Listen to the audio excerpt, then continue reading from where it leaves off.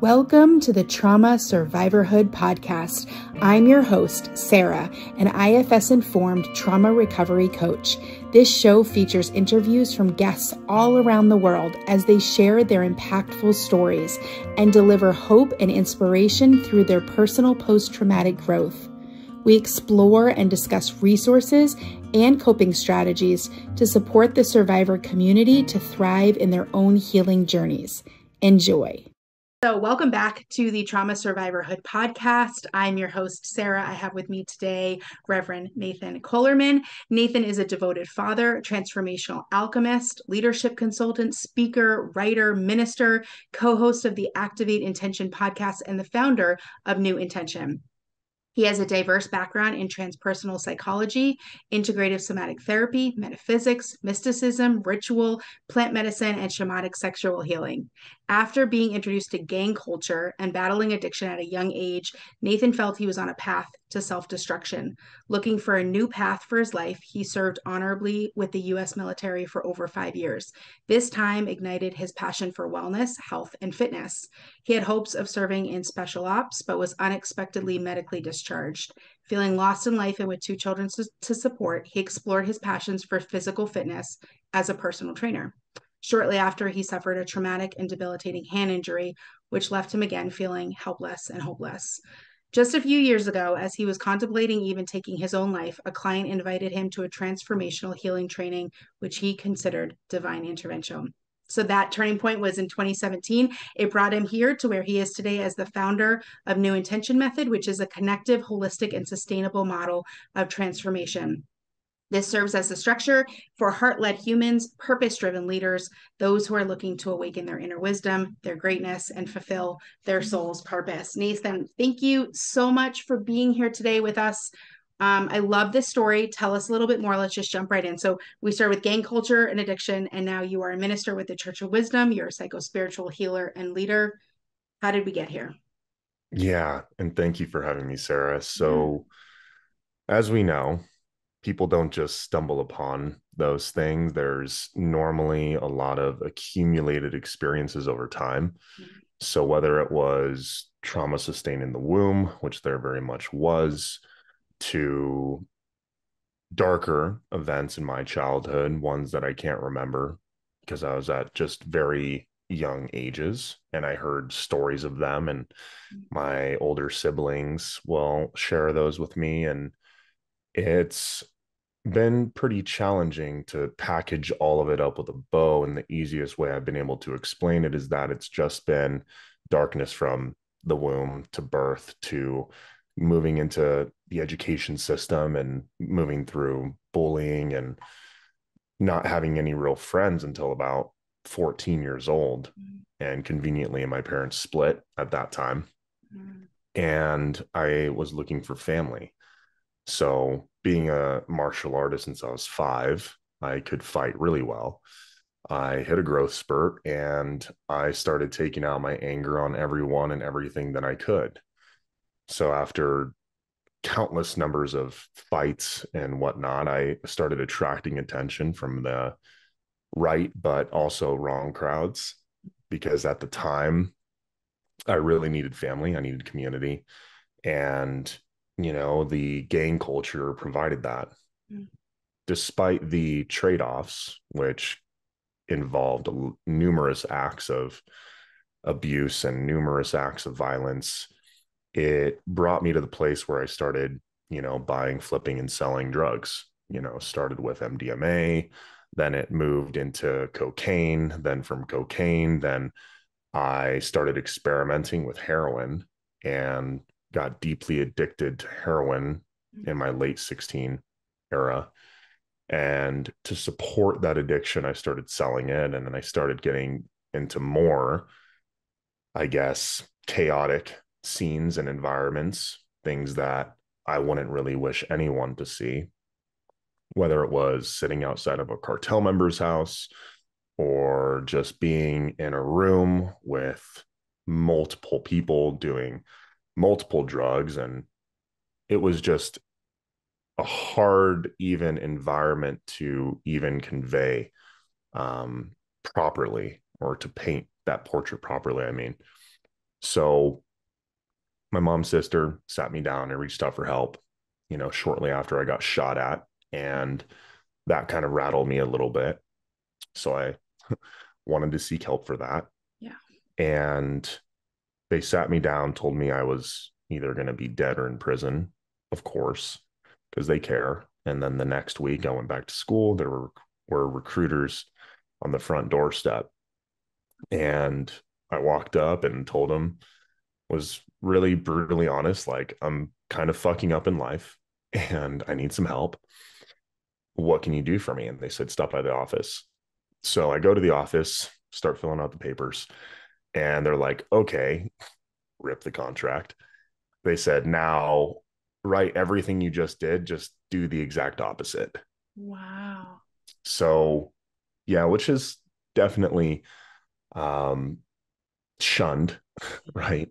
Because it's definitely not so much in alignment or congruent with the rules of life by any means. Right. But that's what they saw that I needed. And by April 2010 is when I signed the papers, graduated from high school May 2010, turned 18 July 2010, left for basic in August 2010. So in that 4 month period, I got clean. I did everything that I needed to do to leave, ended up graduating from high school, which was a huge accomplishment since I missed like a year and a half due to being kicked out and expelled and going to 4 different schools. And the military was a great thing until it wasn't a great thing because inside the military, as many know and also many don't know, it's very culturally oppressive, very, authoritarian based, I would say. It's very regimented in will of the army versus will of the self, right, which has its own control and manipulation dynamics that happen inside of it. Mm. Exactly why there's a whole portion of the army that's dedicated to psychological warfare. Right. And I loved it for a good amount of time, and I'm so thankful for it. Right. I, got married. I ended up getting divorced. I had my daughter. I met my son's mother right afterwards, and I had my son. And I wanted to do a lot of great things. I wanted to go be a special operator. I wanted to be, the military poster boy. I wanted to be seen in that way because I just had a deep longing for wanting to feel important, which I never really did. So I pursued all of these accolades and achievements and these external, measures of success and worth just to come to a point where I pushed myself so hard for that success that my body and my mind started like shutting down. So they put me out at 24 years old, primarily for compartment syndrome in both my legs, for just pushing myself really hard, along with 30, 31 other diagnoses around mental health, physical health, you name it. So they pushed me out 100% disabled, permanently and totally, essentially told me that there's not really any hope for you here. And because you don't want to get surgery, you're going to have to live with this for the rest of your life. There was a lot of medical gaslighting that had happened in that time.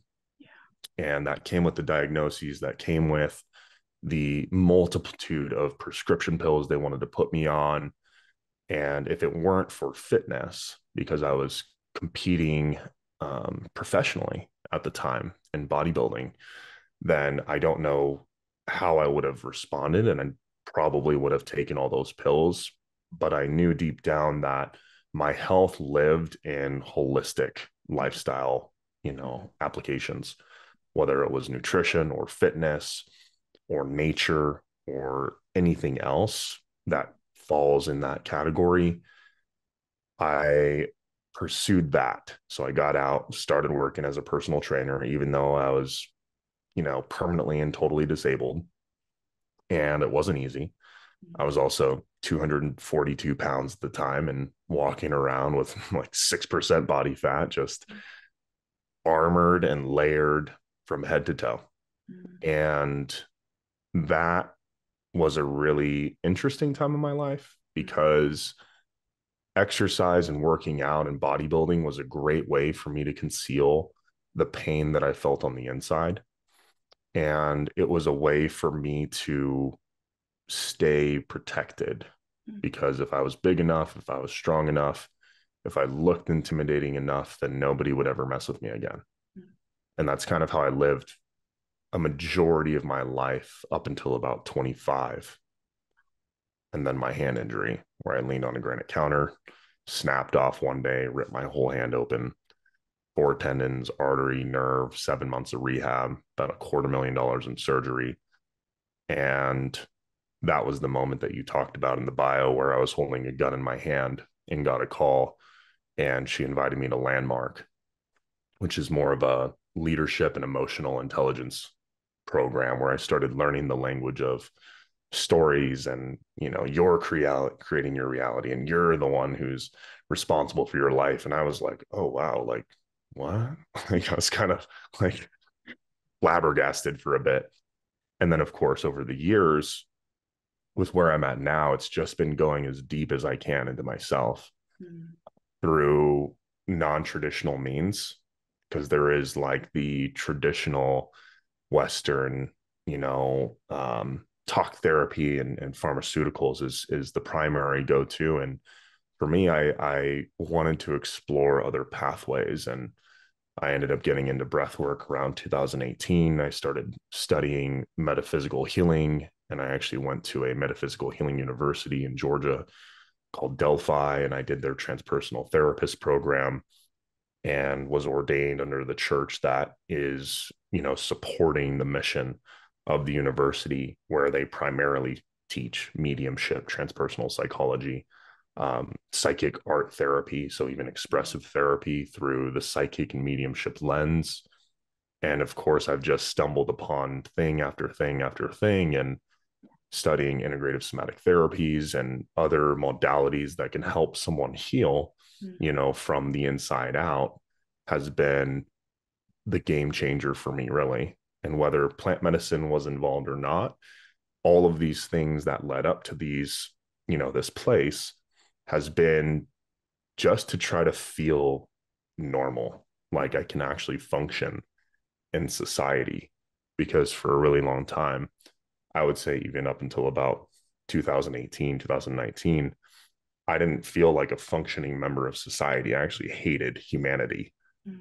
So to go from hating humanity and feeling nothing but pain and misery to now loving people where they're at, while also not tolerating mediocrity.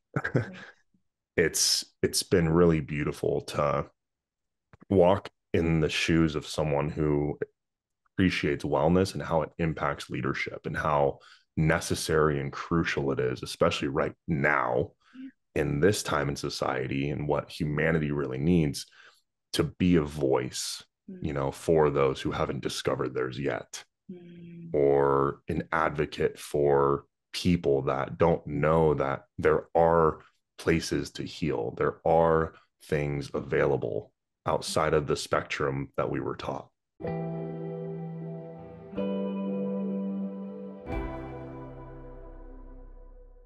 Your whole bio, a little bit more detail about some of the things that you've been through on your website. The thing that caught my attention was the way that you seemed to be so connected to your body. So you were talking about like when your mom and your sister sat you down, what that felt like in your body. And when you saw the recruiters, when you first saw them and you knew your whole life was going to change. When you were invited to the transformational training, you kind of like detail some of the things that were happening in your body. Were you just always really connected to what you were experiencing somatically? Yeah, I mean, I've always been a very highly sensitive person, Yeah. HSP, right? And I was also in martial arts when I was 5 years old. My mom actually put me in martial arts because of my dad. You know, she said that if I'm ever not around, I want you to be able to protect yourself if you need to. Yeah. And I had like 12 years martial arts background. I wrestled in high school, football, So of course I'd find bodybuilding and fitness and, Yeah. even now in the somatic work, right? It's all kind of been this 25-year journey of being in my body and knowing that being in my body has always felt the safest for me. Because when I'm in my mind, that's when the suicidal ideations would happen. I noticed that when I was in my mind, that's where I started becoming anxious. I started then feeling depressed because I started thinking about all the things that I should be sad about. Yeah. And the only place I could ever be safe was in my body, because when I was in my body, I was present, I was aware, and no one could come near me, because if they did, like, I'd put them on the ground, and Yeah. that's always been the thing for me. And I've had to also work on that a lot, to Yeah. not always be in fight or flight, always ready for the fight, um, or what I'm going to do if somebody comes too close to me. And that, of course, has had its impact, relationally, for sure. So, yeah, being in the body has always been really important to me. And I know that's not the same case for many. It is really interesting. Yeah, it's very interesting to hear. You just said I always felt safer in my body because when I got into my mind, that's where the issues were. And that, as you know, is the exact opposite of a lot of trauma survivors. You are kind of the exact inverse, which of course can happen. It just that's you're in the minority there, which is really beautiful. And I knew that I recognized that when I was reading your bio, and I was like, how are you like in gang culture and your mom's sitting you down and you're recognizing what's happening in your body, right? Like that really, really struck me. So that's really interesting and a great, way for you to continue into these therapies in your body, but also while working on the mentality shift of it, where it's usually the other side of that. So yeah, I acknowledge you for that.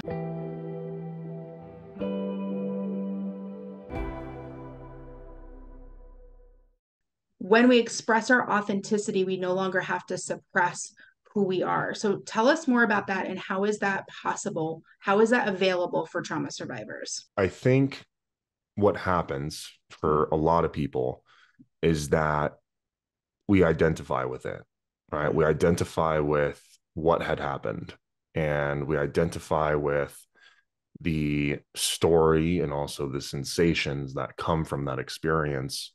And over time, it progressively layers, right? Disease doesn't happen overnight, it's accumulated, right? And then it's intensified, then it's, localized, and we start seeing how this stuff manifests in the body, how stress manifests in the body, inflammation, autoimmune, very common with trauma survivors, because it's almost like when this thing happened, the who I was cannot be anymore because of this thing, because this thing happened.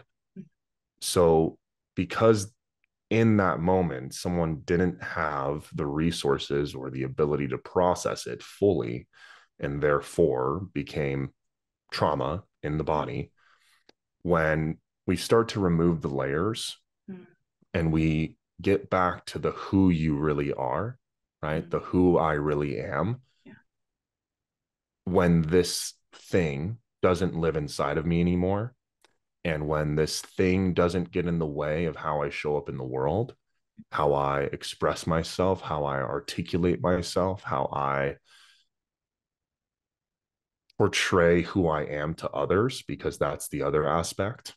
Right. It's almost like so many trauma survivors will wear a mask to portray the image that everything's okay, because there's a piece or a part that feels like it's not okay to not be okay. Right. Yeah. So when I said that, when we're able to express ourselves for who we are authentically, what that means is full permission to be who you are, right? And when you have full permission to be who you are, you no longer have to continue writing the narrative of the story of who you once were when something had happened, or who you have to be in order to feel safe around others again. So once those pieces start to come together, and of course, it's more about removing, as we know, right? When people are healing, it's about removing the layers and finding out what's underneath. It's not about stacking more stories or more modalities or more narratives on top of the narratives, because that's just now confusion, right? Yeah. Quite literally, to have things tangled is really the etymology of it. So when we start unwinding, untangling, removing the layers, we really get down to the true aspect of the self, the authentic self, and then get to experience what it's like to then express what the true authentic nature of oneself is, without shame, without blame, without judgment, without remorse or regret, without pain. Because so much of our society doesn't know what it feels like to feel good anymore, because they've been feeling bad for so long that it's just become normal. Yeah. And this is something that we were talking about earlier, right? It's taken me 30 years to just feel quote unquote normal, or at least what I perceive to be normal. Right. Right. Content, at least peaceful, inner peace, and figuring out who you are and getting back to a place where you can at least maintain and self-manage and self-regulate. That's kind of the goal. I think that's what I consider kind of normal, but I don't know, is anyone really normal? I suppose no one, but yeah, it has to feel, there has to feel something that feels joy and feels peace and feels connected.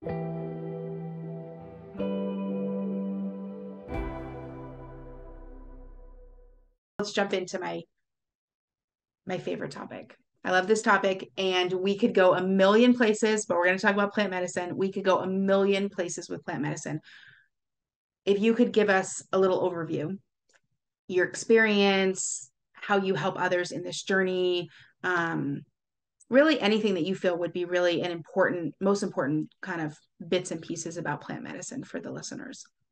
Yeah. So with plant medicine, full discretion, it's not for everyone whatsoever. Please do your due diligence. Please do your own research and check in with, because there's this thing that I've been talking about a lot, actually, where there's this thing where we're survivors of trauma and we're wanting to heal. And sometimes we will do anything to feel better, right? I mean, that's addiction, right? Addiction is a solution because it helps us feel the very thing that we don't want to feel. Right. And it's kind of the same category, I would say, right? Like, to pursue plant medicine, especially if you have an addictive personality like I do, I have to really check in with that, because I can abuse plant medicine just as much as I abused heroin, right? Because it's not so much about the abuse as much as it is about what I'm concealing or what I'm navigating, which is why setting and environment are so important, right? Your mindset, the environment, the situation, the settings, the people around you, all of those things are taken into consideration, because plant medicine is not, to me at least, what Western society is making it out to be. Yeah. Because I think a lot of the things right now in mainstream media, the focus is on clinical trials, and here's the evidence, here's the data, here's the numbers, which is great because that's the science part. And what I don't feel is being talked about enough here in the US is the spirit part of plants. Yeah. And plant medicine has its own consciousness, right? It has its own form of communication, which, just like any other relationship, we have to learn to speak the language of the plant. And as woo-woo as it sounds, right? When you have, let's say a mushroom in your hand, and you just hold it and you bring it with you to pray every day, you're now communicating with it, whether it's directly to it or just with it in your hand. Because it's not so much about, well, how do I speak mushroom? Right? It's in the presence, or in, as I hold this mushroom, do I feel more intention, right? What else do I feel in my body as I pray? Because if it's something different than what I'm normally used to feeling, then that is the consciousness of the plant infusing in you to then experience it through your practice, right? And then you can also, of course, have a practice under the influence with a microdose or something like that, right? I love to microdose and do breath work because it increases the amount of sensations in my body. And if I know and if I feel that I'm stressed, I know that sometimes it's okay to have some support, especially if I start to move into my pattern of dissociation, which is to completely shut off. It's the complete opposite of what I want in terms of my outcome. So I use it with intention. I use it responsibly. And I understand and familiarize myself with these things. And I built the relationship to know what the outcomes are. And a lot of it is trial and error, right? And on that note, I should say that with trial and error, it's, slow is smooth and smooth is fast. Yeah. Right. Because you don't want to go from like a microdose to a heroic dose in one day, especially if you've never sat with plant medicine. And I've done training through Being True to You, which is a great resource. They have an addiction recovery and a psychedelic integration program. I've also done some work with Third Wave and the San Francisco Psychedelic Society with their microdosing programs. So the medicine has completely different outcomes, right? This is what I mean by the consciousness of medicine or the consciousness of these plants, because MDMA, which is not a plant, it's actually a derivative of a plant. Same thing with LSD, derivative of a fungi, and then synthetically altered. But with like mushrooms or ayahuasca or wachuma, San Pedro, you need the mescaline-based medicines. A lot of people are going to these experiences without much preparation. They'll get the email from the retreat center, they'll get the diet, and here's the things you should do, here's the things you shouldn't do. But there's not a lot that involves going deeper into yourself, a little bit more on the introspective preparation, the somatic resourcing preparation. And that's what we talk about in, therapeutic spaces all the time. It's pace and safety, right? Like the number one aspect of harm reduction and trauma prevention is establish safety and then move at a safe pace. Move at a pace that really honors the size, strength, and support of the organism, the person who is having an experience. And that's not really taken into much consideration. And they're probably more than likely doing it, right, during these retreats. I hope so, at least.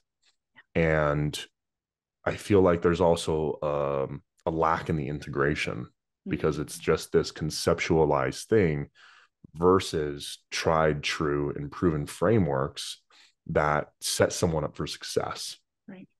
Right. Even by creating an aftercare plan, right? Using a set of diagnostics, you can use the dissociative identity disorder scale, right? Which just measures dissociation. And based on the scoring system, you can determine what practices or what inner prompts might be good for that person, right? With a proper screen. And it doesn't have to be that, it can be anything, right? Even a simple personality test might be able to tell us a little bit more about where we're at and who we are and how we operate. So that way we can, again, stack these skills with medicine to have a framework for healing and allow the healing to move inside of that framework fluidly. Right? How the water moves within the bottle, right? And a lot of people lack the container. A lot of people lack the water bottle. They just pour all this water out, hoping that some of it will land or fertilize the soil or something, but then the rest of it will evaporate and it's kind of just gone in the ethers.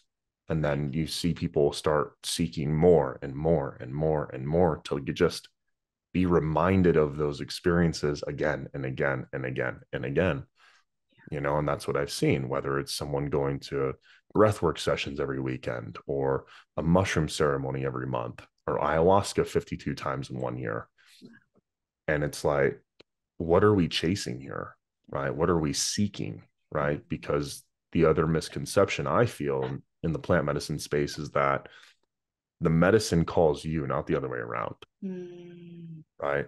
And if there's a forcing or a pushing, going towards that, Yeah. then I would say maybe explore what that is before you commit to something to that degree, Yeah. just to have a stronger base or a stronger foundation of what's to come.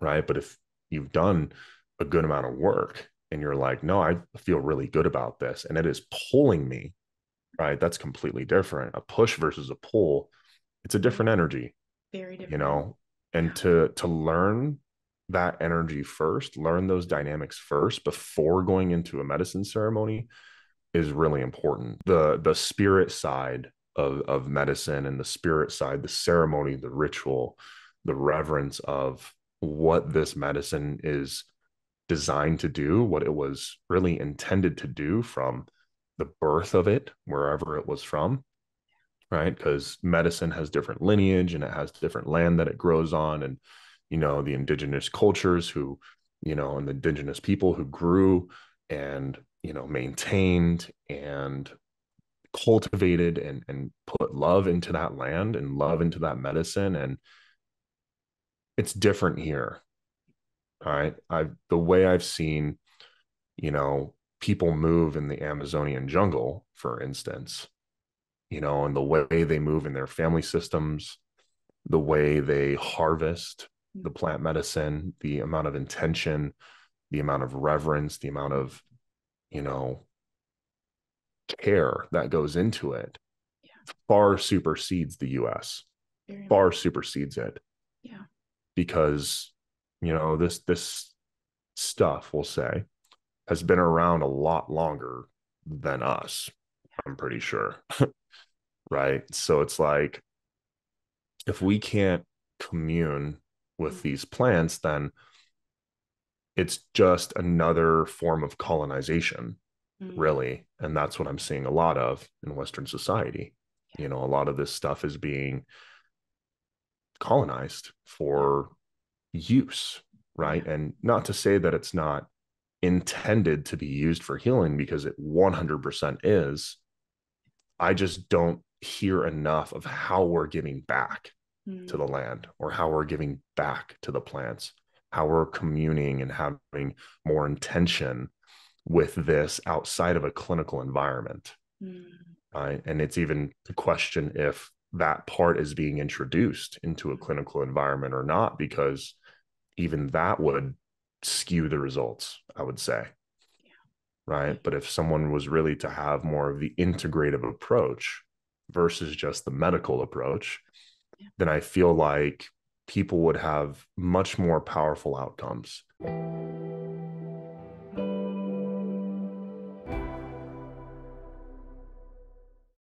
Nathan, we always like to ask everyone in your healing journey, because obviously now you are giving back and you are a healer and a leader in this healing community. But when you were in your journey, what was maybe just one or two of the most catalytic healing resources, the tools that you used that were so helpful for your transformation?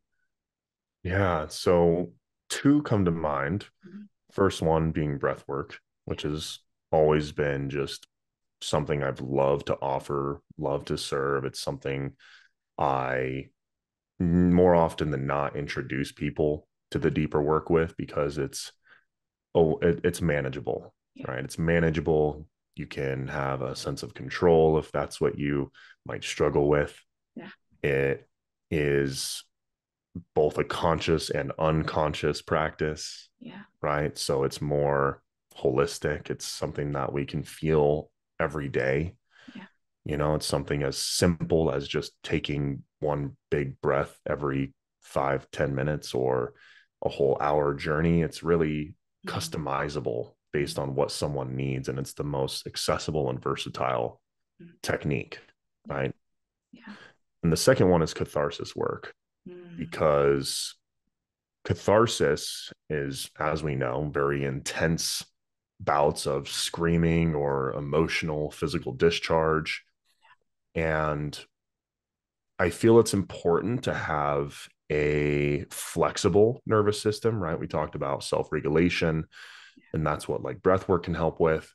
And I also feel like it's very important to have a strong and resilient nervous system, because resiliency has been kind of shunned in we'll call it the healing community, because there's this toxic perception of resilience, like, oh, you have to be resilient, which means you have to be strong, you have to ball it up. But the resiliency that I'm talking about is the ability to develop emotional range, right? Like, so many people want to scream but have no idea where to go, right? And some people have never experienced that, right? To where they don't get to maybe feel what's underneath all that catharsis, because there's always something underneath it. Sure. Right? Especially anger, right? So like rage release work, right? Conscious rage release work, mindful rage release work, right? If you hear this and you're like, I'm gonna go scream into my pillow as loud as I can for 20 minutes, I would maybe take a pause and check in with the authentic expression of it. Right? Like catharsis can be dance, catharsis can be screaming, catharsis can be ridiculous amounts of giggles until you're crying and peeing your pants, and now you're crying for another reason because of a memory or whatever it was. Right? So I feel like those two things, right? There's breath work, which promotes flexibility and, you know, self-awareness and self-regulation, and then there's the catharsis, which is more of the range. It's the strength, it's the capacity that you're building, right? Because that's the main thing I see in big breathwork experiences right now, especially, is that people go to breathwork with this expectation that they're going to have this transcendental or emotionally glorifying experience, just to go in and realize, like, oh, I was not ready, you know, because a lot of people are exceeding their threshold before they even begin to discover it. And then they actually get re-traumatized in these experiences because they're not factoring in their experience on top of other people in the room, which is secondary, right? And then also genetically hereditary, which is tertiary, because we have 3 levels of trauma here. And all those things aren't really considered. So having something to build your capacity, to increase your threshold, to develop strength with proper resourcing, right? Emotional resourcing is a prerequisite, in my opinion, to a lot of this work. That's like one of the first things that we can do to get into our body, is to start working with catharsis, right? Authentic catharsis. And like, throw on some music, dance your face off as hard as you can for 10 minutes. That's catharsis, right? Put on some drumming music, scream in a pillow until you feel something. Cool. You feel something now? Perfect. We got there. Right? We don't need to blow the gaskets off of a society that's already addicted to adrenaline and dopamine. Right? We need to equip ourselves with the tools to feel what it is we want to feel, right? Or what we are ready to feel, because there's a difference. I want to feel something, but I'm not ready to, so I'm going to force myself to. And now, boom, here comes all the drama, the shame, the blame, everything else that comes with it. So breath work and catharsis. I love that. Yeah. Thank you so much for that. I appreciate those resources. I will have those listed in our show notes below. Tell people where they can find you. Where can they hear more about working with you, connect with you, your socials, plug away. Cool. Thank you. And thank you so much again for having me on. And thank you everyone for listening. Again, my name is Nathan Kohlerman. You can find that on all platforms. It's just at my full name. It'll be in the notes. And then my website is NeuIntention.com, which is NEU, intention.com. And I have events, programs. I've got a cohort coming up, a group program coming up in June. I also am a co-founder for a leadership academy where we teach a 60-hour somatic leadership training, as well as a couple other interesting things that I'm working on. So awesome. Great. Nathan Kohlerman, thank you so much for joining us today. We really appreciate it. Thank you for sharing your story. I just want to honor and acknowledge all the work that you are doing, healing this trauma survivor community. You're doing great work. Keep it up. Thank you so much. Thanks, have a great Sarah. rest of your day. You too. Bye-bye. Bye. Thank you for listening or watching this episode of Trauma Survivorhood. For more info, show notes, and links, check out the episode guide below. Until next time, be well, survivors.